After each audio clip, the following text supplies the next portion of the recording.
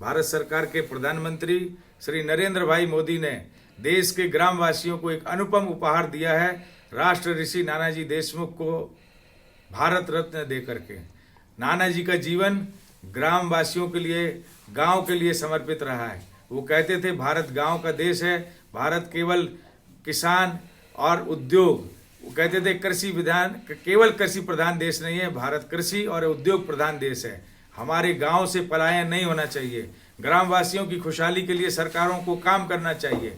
और उन्होंने गोंडा, उत्तर प्रदेश के गोंडा जनपद से ग्रामोदय अभियान का शुभारंभ किया। उस गोंडा जनपद में पानी तो था लेकिन सिंचाई के साधन नहीं थे। उन्होंने ऐसे कम कीमत के बोरिंग बना करके और गांव-गांव में खेतों में सिंचाई के साधन उपलब्ध कराए और तत्कालीन प्रधानमंत्री इंदिरा जी ने उनका अभिनंदन किया।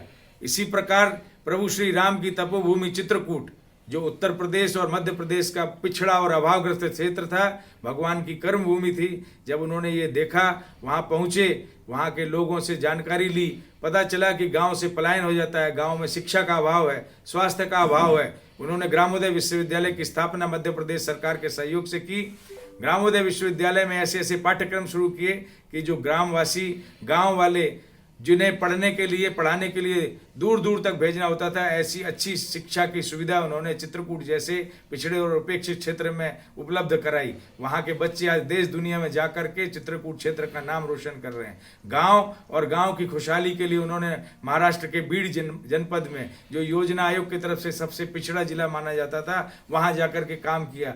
खेती, पानी, रोजगार, पढ़ाई, दवाई, सबके लिए समाज के सहयोग से, सरकार के सहयोग से। वो ये कहते थे कि सरकार का भी सहयोग लेना है, समाज का भी सहयोग लेना है। सरकार की जितनी भी योजनाएं हैं वो समाज का मिलना चाहिए, समाज तक पहुंचना चाहिए, ग्रामवासी तक, गांव तक, जनता तक पहुंचना चाहिए और पिछड़े और अभावग्रस्त लोगों को स्वाभिमान पूर्ण जीवन व्यतीत करना चाहिए। और जब तक वो स्वावलंबी जीवन नहीं व्यतीत करेंगे तब तक वो स्वाभिमानी नहीं बनेंगे। स्वावलंबन के लिए वो कहते थे कि पहले भोजन की व्यवस्था करो, जब उनके भोजन की व्यवस्था होगी तब वो पढ़ाई पर ध्यान देंगे। और इसलिए उन्होंने कुपोषण के लिए भी काम किया, उन्होंने शिक्षा के लिए भी काम किया, स्वास्थ्य के लिए भी काम किया, पर्यावरण के लिए भी काम किया, गोवंश विकास के लिए भी काम किया।